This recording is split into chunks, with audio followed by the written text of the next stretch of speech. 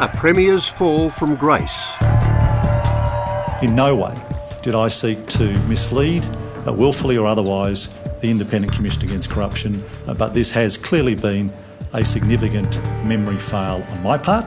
30 minutes together. Senior politicians accused of corruption. Come on. What sort of burger was Secret political donations exposed. What are you on the tape? Did you pocket $4 grand cash? If the donations are laundered in a way that breaches the Act, that's corrupt conduct as defined. What price a politician, what price a party? Welcome to Four Corners.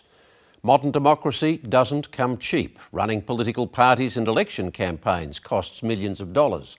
Garnering more campaign funding than your opponents can give you a critical edge in a close contest. This makes politicians vulnerable to businesses and individuals willing to fund them or their party in return for favours. The recent sensational revelations at ICAC, the New South Wales Independent Commission Against Corruption, have highlighted just how unsavoury that intersection between business and political interests has become. It's touched both sides of politics at every level of government. The current inquiry into a seemingly obscure company called Australian Water Holdings and its director, Nick Di Girolamo, has led to the resignation of New South Wales Premier Barry O'Farrell and allegations of corruption against senior politicians from both the Liberal and Labor parties. There's now a growing debate about the role and function of corruption bodies, and tonight former ICAC Commissioner David Ip QC calls for a federal commission with strong powers to fight corruption. Politicians at the national level have been reluctant to accept that sort of scrutiny. Linton Besser reports on how a deal to win partial control of a public utility with a huge windfall at stake opened the door on a web of alleged corruption.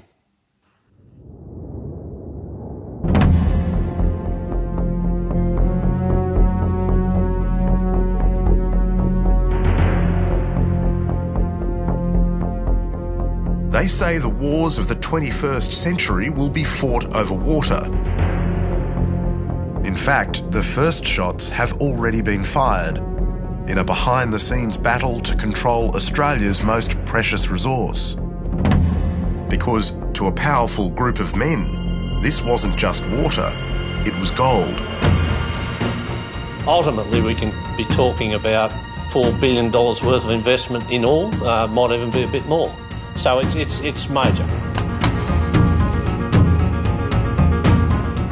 It is gobsmacking to think that a private company would behave in the way this one did. That is, just to see Sydney Water and its customer base as a cash cow. Their audacious plot has unleashed a spectacular corruption scandal. Are you looking forward to trying to clear your name? 100%, mate. And prompted urgent calls for reform of the dark side of Australia's political culture. Mate, call it white, like, call it what you like. One begins to fear that corruption might be far more widespread than was at first thought. Did you pocket $4 grand cash? Did you pocket the cash? The allegation is, on your side of politics, that there's been a systemic, organised, sophisticated means by which to launder prohibited donations. Yeah, but the good news is it was sprung. 225 grand and not one shred of paper. Did you lie to the commission? I never lie. It's like the mob. It's effectively like what the mob used to do in New York in the 50s, 60s and 70s. People have lost faith in the integrity of politicians, political parties and the political process.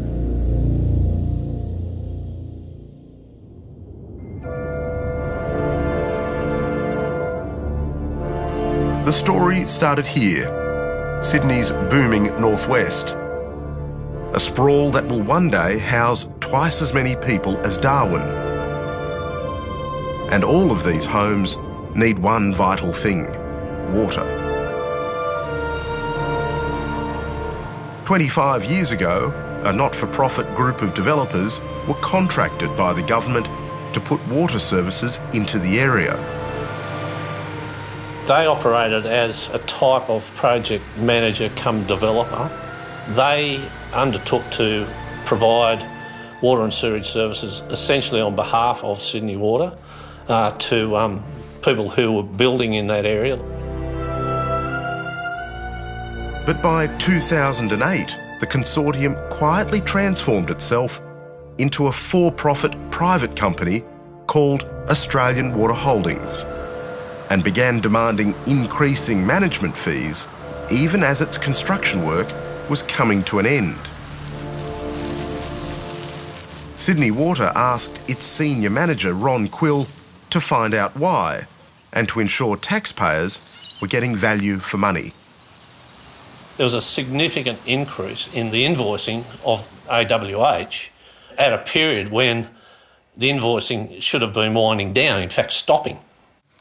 The finance people at Sydney Water did a lot of work on this, and initially the management fee was running at around $200,000, and then it really started spiking and we couldn't understand why that was occurring. It reached as high as $700,000 a month, didn't it? Yes. Former investment banker and senior bureaucrat Kerry Schott had taken the reins of Sydney Water in 2006. But soon she and Ron Quill had decided there was something very wrong at Australian Water Holdings. What Australian Water were being paid for was their project management services and also for the administration of the contracts. And you'd typically expect that to be round about sort of 10% of a contract, maybe a bit less, maybe a bit more. But at various points when we looked at this, that margin was getting up around 25% and sometimes more.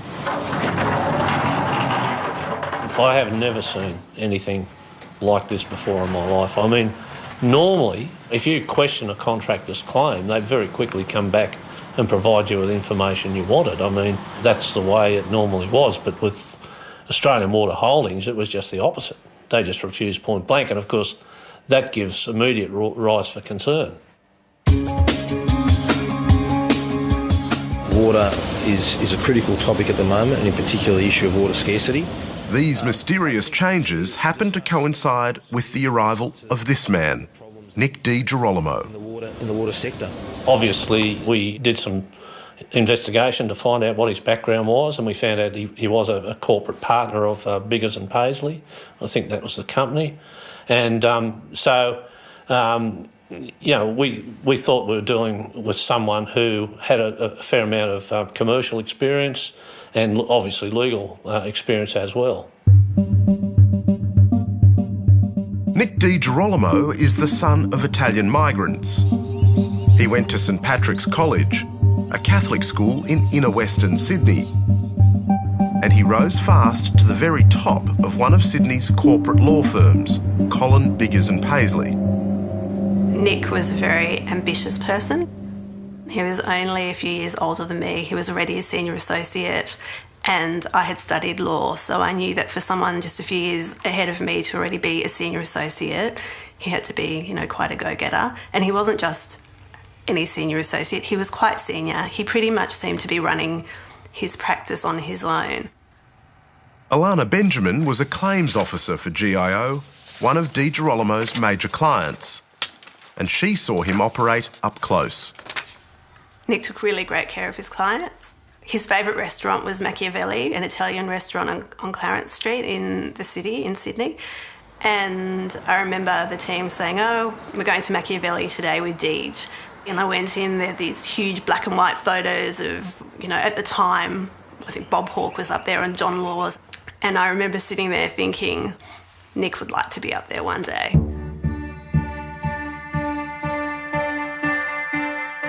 One thing that would help get him there was an old contract Australian Water Holdings had signed 15 years earlier with the state government. It was a badly worded document that he and his fellow director John Rippon were able to exploit. Nick DiGirolamo and his fellow directors decided to give themselves massive pay increases. And these invoices that were sent to Sydney Water were simply to support their pay increases, pure and simple. I mean, it was a rort, wasn't it? No, absolute rort. It's worse than that. I think Ripon wound up giving himself a salary of about 1.7 million. Nick was paying himself 1.1 million.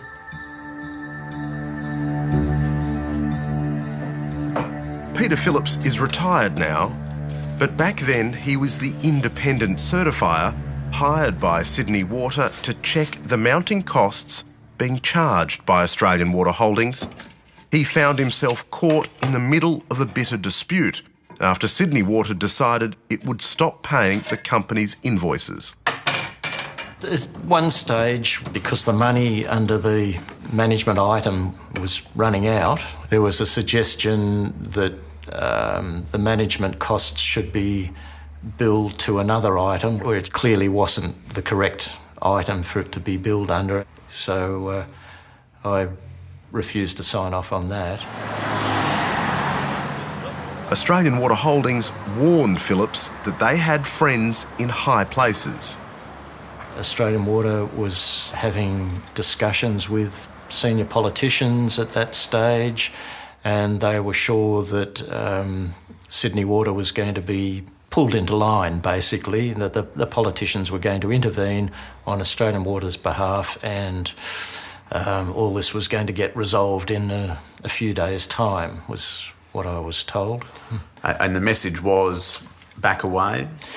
That was the message I received. In fact, Australian Water was focused on a much bigger prize. It was chasing $1 billion bid to privatise a large piece of Sydney's water network. What they wanted to do was to put all the water and wastewater and recycled water pipes into the northwest sector, along with any treatment plants that were needed. They wanted to bill the customers and keep that revenue, and they wanted to basically run the northwest sector like a very mini Sydney Water Company, so control it and bill it and so on. The public-private partnership, otherwise known as a PPP, was so unfavourable to taxpayers, it rang alarm bells with Kerry Schott. I was always of the view, and told Australian Water this, and indeed anyone else who wanted to know, that this was a proposal that was never going to be value for money for Sydney Water customers. But St Patrick's had given Nick DiGirolamo an ace up his sleeve. The school was also where he had made one of his most important friendships, with the family of ALP power broker Eddie Obid. Last year, Obid was found corrupt by the then ICAC Commissioner David Ip after his family pocketed $30 million by rigging a large coal mining tender. It seemed to show that there were some people who regarded New South Wales as an enormous refrigerator, and whenever they felt hungry, they could go into the refrigerator and take out a choicey pie to eat. In an interview in late 2012, Nick DiGirolamo told me all about the friendship. I've met Eddie Obid on a number of occasions. How many do you think? But not in relation to this. What in relation to? Well, his son, one of his youngest sons, is a friend of mine. Is that Eddie Jr.? Correct. It was more than just a friendship. How do you think it went today? Great. Easy when you're telling the truth. Eddie Jr. worked for DiGirolamo, and the Independent Commission Against Corruption has alleged the Obid family held a secret $3 million shareholding in Australian Water. While behind the scenes, Eddie Obid Sr. was making sure his family's investment would pay dividends. Obviously, he was there to make money, and a lot of it. And I think it appears to be that the modus operandi, or the whole reason for Eddie Obid's involvement was to try and get political support for this PPP proposal that they had all of a sudden put to Sydney Water. What he's suggesting is that, Eddie Obid and I had an arrangement that I would become a shareholder in this company and they would be a silent partner in it, that they would help me lobby for a PPP. Yeah. That's just completely ridiculous. The ICAC found Di Girolamo's denials hard to believe. ICAC has been able to recover a written agreement between the Obid Family Trust and Nicholas Di Girolamo, which suggests that in November 2010, the Obid family bought 50% of Mr Di Girolamo's shares in Australian Water Holdings for $3 million. That would give the Obids 30% of all of the shares in Australian Water Holdings. By the end of the evidence, it'll become obvious that the Obid family were the secret stakeholders in Australian Water Holdings. And the patriarch of the Obid family had been busy putting forward Australian Water Holdings' case, including a call to the then New South Wales Premier, Christina Keneally. In the middle of 2010, I received a phone call from Eddie Obid, and I was home, I was with my husband, I was sitting at the kitchen counter, and I received this call, and ostensibly it was about something else, I can't even remember, but he raised the issue of Australian Water Holdings, that this was this company that was, achieving good value for the taxpayer, and its proposals were being frustrated by government, and we should have a look at the proposal, a look at it on its merits, he argued. Blocked by Kerry Schott, the company tried to bypass her. It lodged an application to the New South Wales government directly to privatise water services in the northwest growth sector of Sydney. Wonderful day for Sydney. Cheers. This was known formally as an unsolicited proposal. The Department of Premier and Cabinet set about evaluating it as an unsolicited proposal. And in that evaluation found that the proposal lacked any merit, lacked any value for money for the taxpayer, and recommended in a draft minute that the proposal be rejected. That should have been the end of it. But with Eddie Obid in the shadows, that's not the way things worked in New South Wales. The Cabinet Minute was doctored. Now the ICAC has pointed the finger at two of Obid's corrupt allies, Joe Tripodi and Tony Kelly. Instead of recommending refusal, the new document said the reverse. It urged the government to give Australian Water Holdings almost everything it wanted. When I say completely different, it recommended to proceed with the PPP, not to abandon it. And it was 180 degrees opposite what the initial minute from the Premier's Department was. And what was your reaction? I was furious. I just absolutely, not only was I angry, I just could not understand how someone could do that. It really was gobsmacking. The most significant change in the minute was that when it left the Department of Premier and Cabinet, it was considered unsolicited. When it left the Minister's office, Minister Kelly's office, it suddenly became a solicited proposal. And that is a powerful change. It is a great leg up to a private company.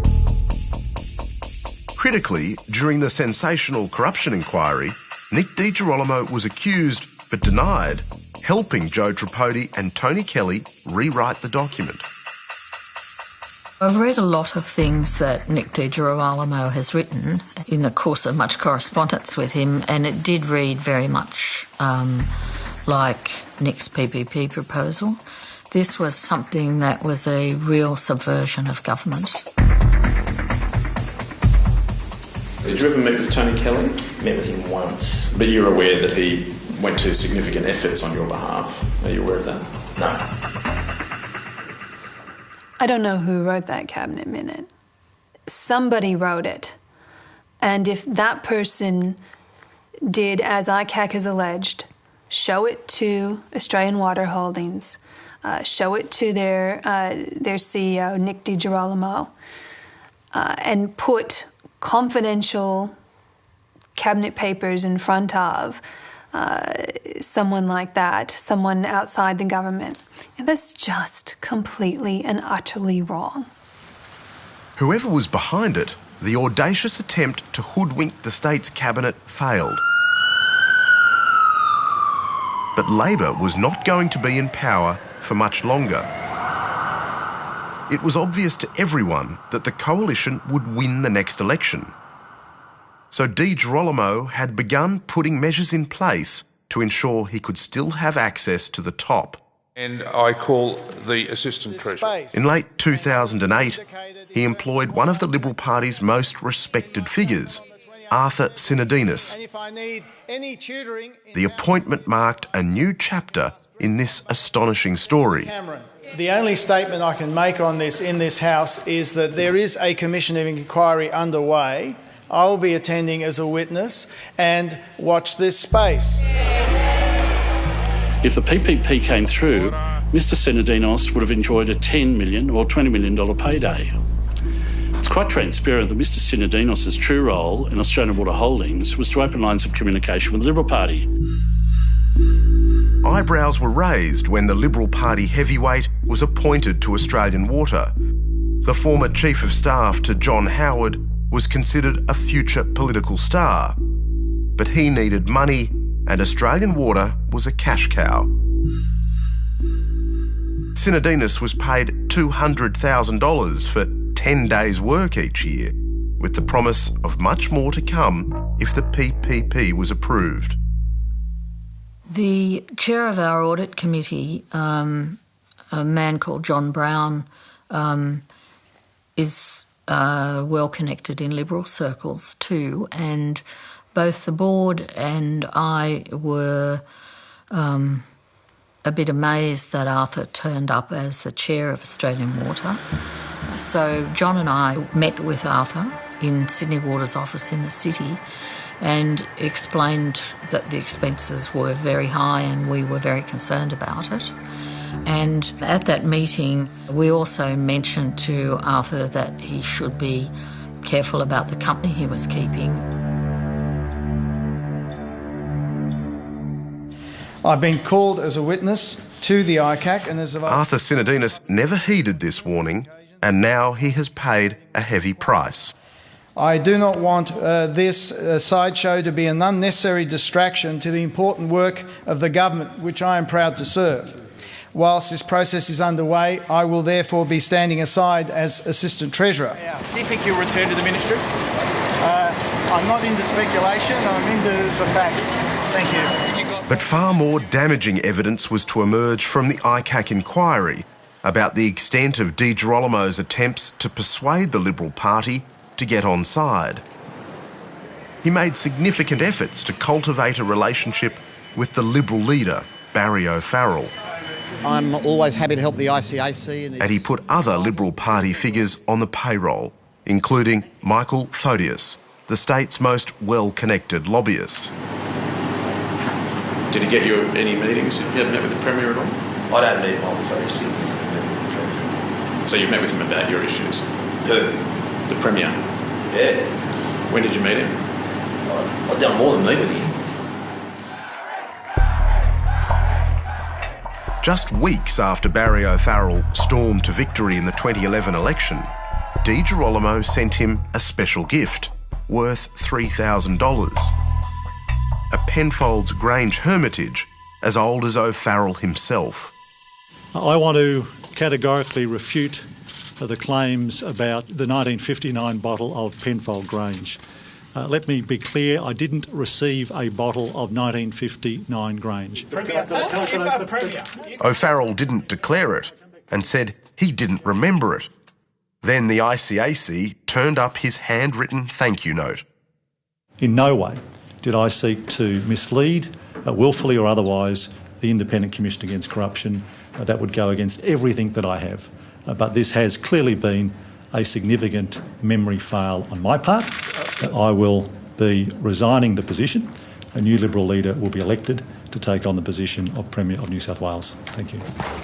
I was really sorry that he resigned because he was a strong supporter of ICAC. But he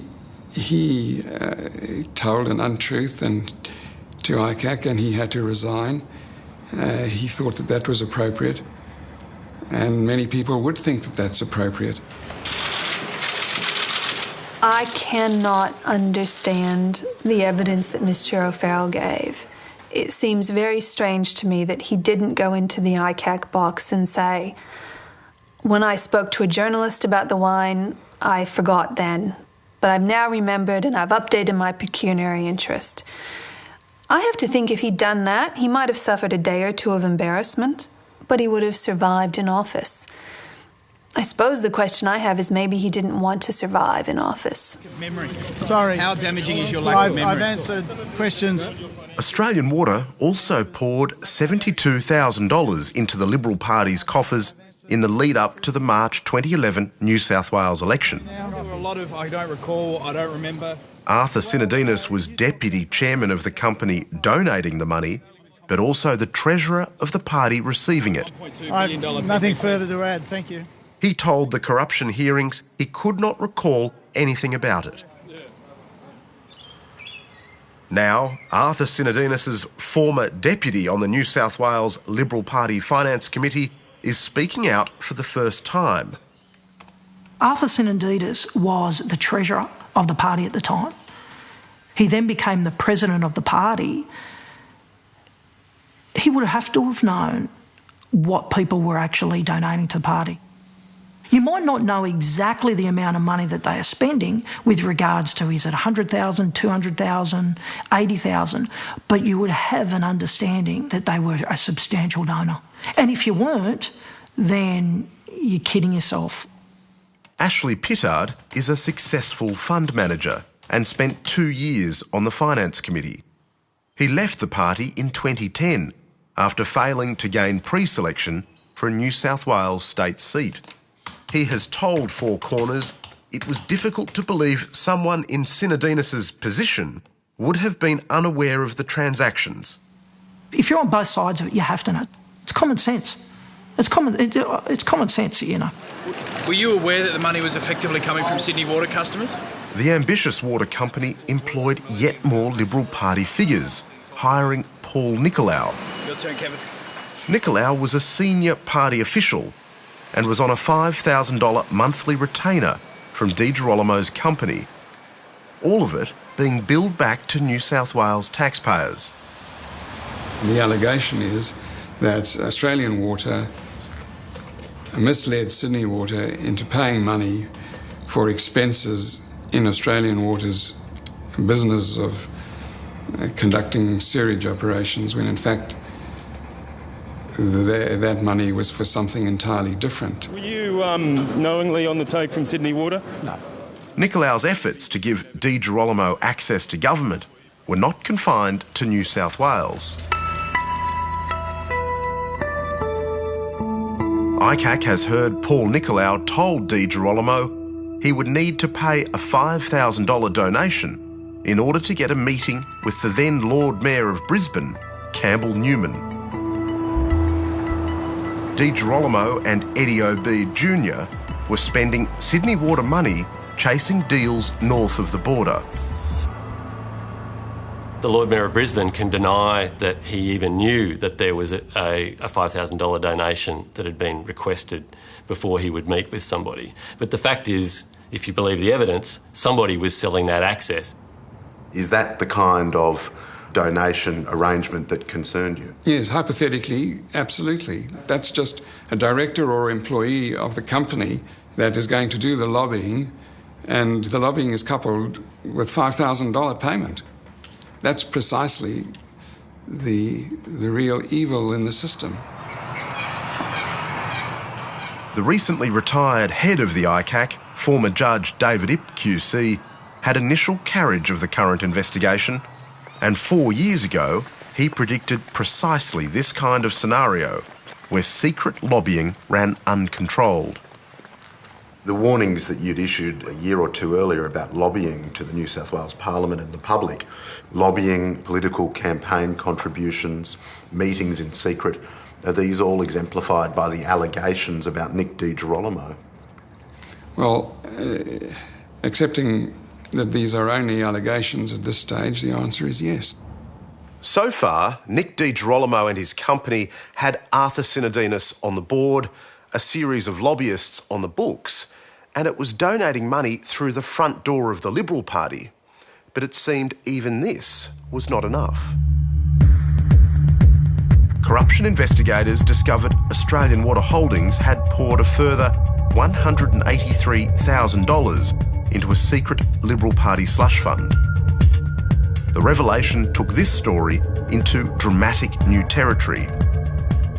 The focus shifted from personal enrichment to the pursuit of political power. Is your career in tatters, Mr. Harcher? And it centred around this man, Chris Harcher. What are you doing this for? Where have you got to hide from? Chris Harcher was the dominant Liberal on the Central Coast, the one that everyone else looked up to. And he was very well respected amongst other Liberals, and so they did whatever Chris said. Chris said jump, and everybody said, how high, Chris? Bob Graham was the former Liberal member for the Entrance and entered the New South Wales Parliament in 1988 at the urging of his good friend, Chris Harcher. For years, Graham was just one of Harcher's many loyal acolytes. He's been into politics all his life and he knows how to handle it, he knows what it is, and he has this controlling influence on people. Gee, as I said to you, I was caught up in that controlling influence back in the 80s. I mean, I used to think the sun shone out of him. Along the coastline between Sydney and Newcastle, Harcher fought for years to establish the Liberal brand. Darren Webber and Chris Spence were both former staff to Harcher and candidates at the 2011 election. I'm here to talk to the three new Liberal candidates on the coast, and the father of them all. That's right. Godfather, rather. The Godfather. Uncle Chris. Harcher poured thousands of dollars into the campaign to get both men elected to Parliament. Well, to be honest with you, if somebody funded your campaign, you would feel obligated to them, wouldn't you? Hi, how are you? But the question is, where did the money come from? Sausage, I hope. That's right. In late 2009, the former New South Wales Labor government banned property developers from making political donations. This set off alarm bells inside the Liberal Party, which was always staving off insolvency. It's interesting for me that property developers are not allowed to donate to the state political system, which immediately disadvantaged in the democratic cause conservative politics, because the unions are there still being able to bucket money in. The property developer ban prompted an allegedly corrupt scheme on the Central Coast that ICAC has heard was hidden in an innocuous marketing company called 8x5. While Chris Harcher's staffer, Ray Carter, scoured the Central Coast for illegal donors, his colleague, Tim Colmer, issued those same donors with what the ICAC alleges were fake invoices for work simply never done. More than $400,000 was allegedly laundered in this way. The scheme was inadvertently exposed by a Wyong home builder named Matthew Lusted. Ray indicated that he was basically going around fundraising and he asked for a donation. He's raising money for the boys on the coast. Effectively, there's an opportunity to change the Central Coast, and to do that we wanted to install Liberal members. Lusted had political ambitions and had been a Liberal Party member. He was more than happy to contribute $5,000. He thought nothing more of it until 9 months later, when the Election Funding Authority sent him a declaration form. His staff could not find any record of the donation. I sent them back again and said, well, no, we did make the donation, so go find it. And then they came back again and said, no, I can't find it. And that's when I knew something was wrong, yeah. The reason Lusted couldn't find it was because Ray Carter had asked Lusted's account staff to make out the cheque not to the New South Wales Liberal Party, but to 8x5. When the party's state executive was told something was amiss, they urged Lusted to contact Senator Bill Heffernan. The first time I've actually heard of the company 8x5 was actually through Bill Heffernan over the phone, who was quite boisterous on the phone that he's dug something up that needs to be exposed. Obviously, I take these things seriously, and sometimes you've got to have a bit of guts to do it. But but I won't comment on the process. And I mean, Matthew understood my position as soon as he told me the score, and he understood his position. Did you ever think you'd be the centre of such a massive scandal? I certainly did not. In the corruption inquiry that followed, Lusted's innocent donation was a drop in the ocean. The facts speak for themselves. As well as $183,000 from Australian Water Holdings.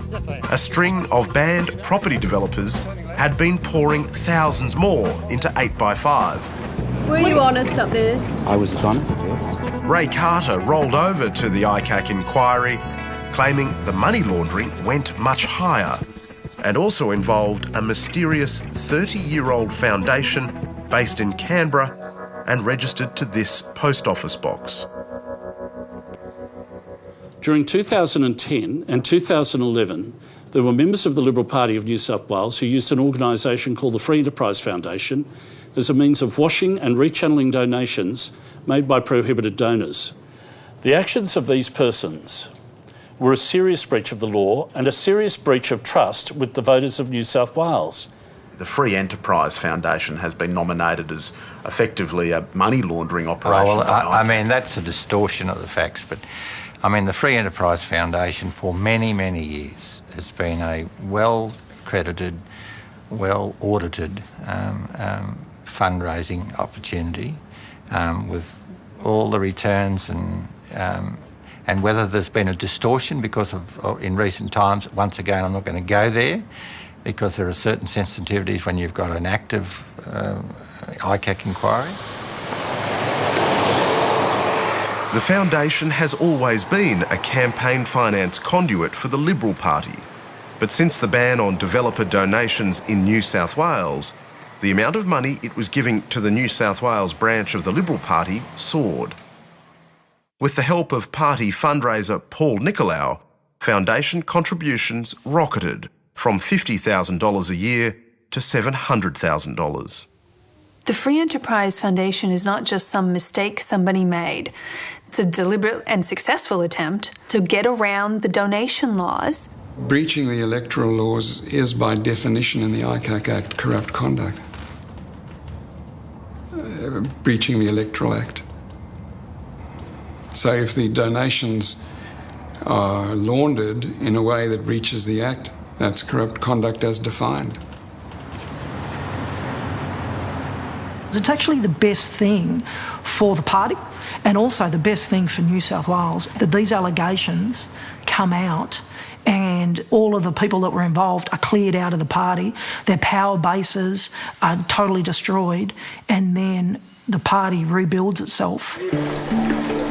The ICAC has already made corruption allegations against a string of sitting Liberal MPs, Chris Harcher, Marie Fakara, Darren Webber and Chris Spence, as well as a host of illegal donors. A bit nervous? And when it resumes in August, it will hear evidence implicating the former police minister, Michael Gallagher. Now, the man who first investigated the scandal says the collateral damage was inevitable. You'd come to some bloke when there's a huge fire coming saying we're going to put a fire break across your property and we're probably going to burn your property out. It's a difficult decision to make, to put the fire break in, knowing you're going to burn this bloke out to stop the bigger problem, and sometimes that has to be the way it happens. It's been horrific, to be honest. You couldn't write about it literally, could you? This story started with an ambitious lawyer and his plans to privatise part of Sydney Water. Those plans ultimately failed. But the ICAC investigation they sparked has exposed major vulnerabilities in our political system. The first is the patchwork of campaign finance laws that promote the perception politicians are for sale. Where it becomes very, very murky is where the level of access that you can get starts to be affected by whether or not you've made a political donation, because it automatically starts to become a question of getting something very concrete in return for your money. But as you've seen with a lot of the hearings recently, there is a fringe element that want access and want a favour and want a return on their money. And that's what has to be stamped out. We need a transparent electoral funding and disclosure regime. We need a transparent expenditure regime. This is in the interest of the Parliament, it's in the interest of politicians, it's in the interest of a good political system, and it's in the interests of Australian democracy. 6 years ago, Senator John Faulkner repeatedly tried to introduce reforms that would finally open up political fundraising to proper scrutiny. The bill never passed. There is absolutely no reason why donations to political parties can't be made publicly available effectively at the time they are given.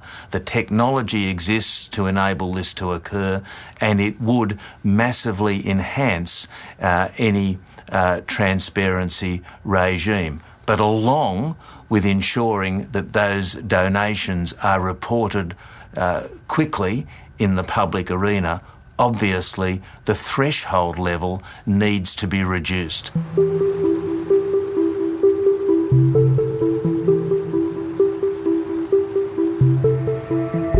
The evidence about the Free Enterprise Foundation and the role played in this saga by figures outside ICAC's jurisdiction has exposed the lack of a national anti-corruption commission. It's clear that the type of corruption that we see in New South Wales is not simply isolated to New South Wales, that those issues go wider, that they go across all political parties. It is so screamingly obvious that there is a breakdown in trust at the moment, and that the only way of maintaining trust or recovering the trust is to demonstrate that there are adequate means of discovering corruption so that the public can be confident that what the government is doing is not tainted by dishonest behaviour. A person who's done the right thing has nothing to fear from the work of a corruption commission. And I think it's really important that those who serve in territory, state or Commonwealth parliaments acknowledge that is the case. Political veteran Bill Heffernan doesn't see the harm in a federal ICAC, but believes selecting the right people for politics is even more important. The most important qualification in public life, the most important qualification, is not to have a price. So every now and then you've got to have a clean out, and at the present time, there's a bit of a clean out going on.